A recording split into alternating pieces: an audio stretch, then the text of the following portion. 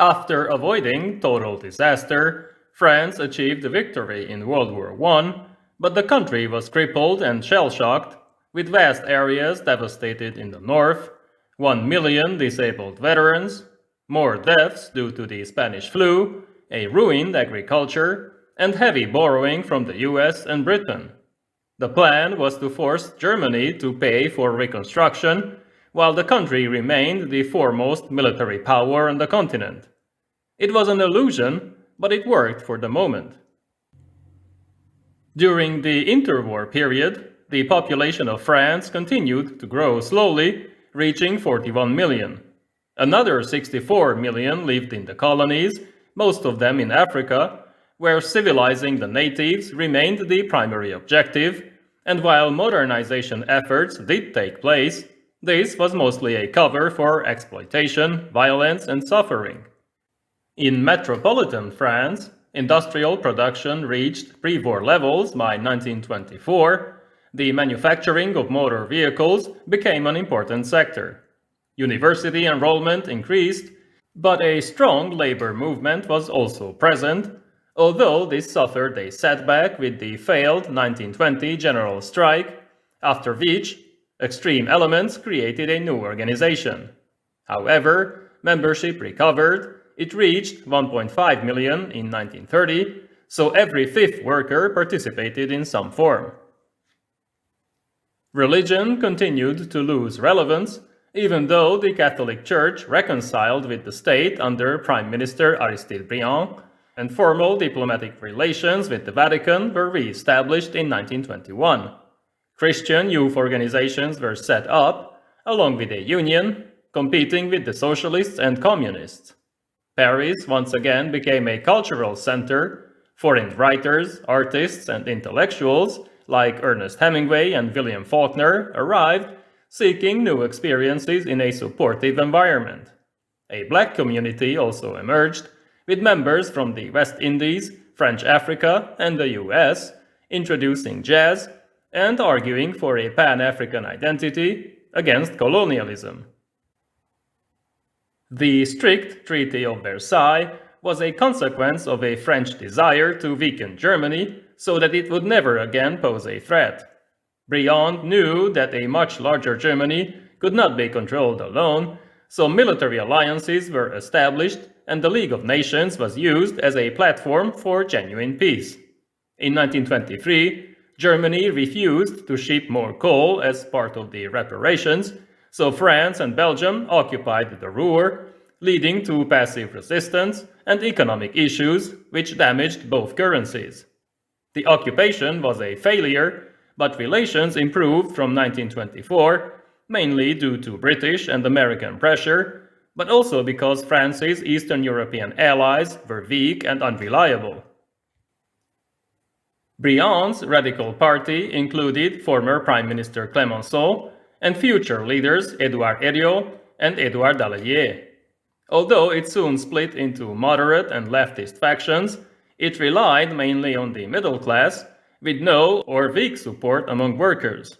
In the 1920s, it had to tackle leftover issues from the war, reconstruction, runaway inflation, and social anxiety, with a constant fear of a future German resurgence. It participated in many coalition governments in favor of liberty and social progress, against royalism and the strong influence of the Catholic Church. The Great Depression affected France throughout the 1930s, eliminating economic growth that had reached 4.4% per year in the previous decade. Just like everywhere else, roughly a full decade was lost, and while there was no banking crisis in the country and unemployment peaked around 5%, parliamentary instability came next, with 5 governments between 1932 and 1934. Social tensions mounted, which led to xenophobia and anti-Semitism. The middle class didn't want Jewish competition in the labor market, so right-wing movements like the Croix de Feu grew stronger. In February 1934, the death of Alexandre Stavisky, a financier and embezzler, led to accusations of government corruption. Far-right leagues like Action Française and the Jeunesse Patriote organized demonstrations, but soon riots broke out, which were suppressed by the police, resulting in 15 dead. Fear of a fascist takeover led to the unification of the left, while the right continued to radicalize, deepening the division within French society. While distrust in the political system grew rapidly, France tried to maintain its military alliances, especially after Hitler gained power in Germany. Poland, Czechoslovakia, and Romania were looking for safeguards, but Britain was cautious, whereas the Soviet Union was still looked upon with suspicion. However, Stalin was also wary of the emerging Nazi threat, so he instructed the French Communist Party to stop fighting the socialists and form a united anti-fascist front. Thanks to this, an unprecedented three-way coalition, the Popular Front, started to take shape as the socialists and radicals started working with the communists. In the 1936 election, conservative parties were decimated, and the socialist Léon Blum was able to form a left-wing government, which the communists supported, although they did not take any seats in the cabinet. Soon a general strike paralyzed the country, with 2 million workers participating. This inspired the new government to pass welfare legislation as soon as possible. Wages were increased, the 40-hour workweek was introduced, along with paid vacations, while the Bank of France and certain munitions plants were nationalized. The Croix de Feu was disbanded, but it soon reappeared as the Social Party, with François de la Rocque as its head, while Jacques Doriot formed the Popular Party, a fascist and anti-Semitic movement. Unfortunately for Blum, the economy did not respond the way they hoped. Inflation soon eroded the wage increases, unemployment remained high, industrial production did not increase, and government deficits soared, so the franc soon had to be devalued once again. The coalition collapsed after just 1 year in office, in June 1937, and while the working class remained nostalgic about this period, the middle class was happy to see the government go. Due to a stagnant economy and internal division, France preferred appeasement even as German appetite for territorial expansion seemed to grow.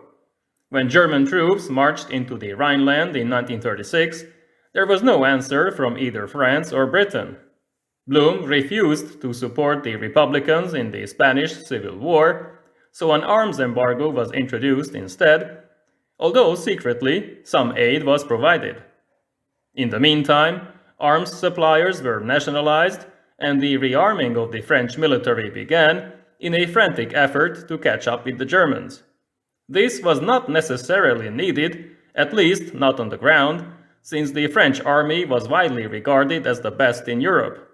The navy did not have to fear their German counterparts, as the Kriegsmarine was small, but in the air, France was lagging behind.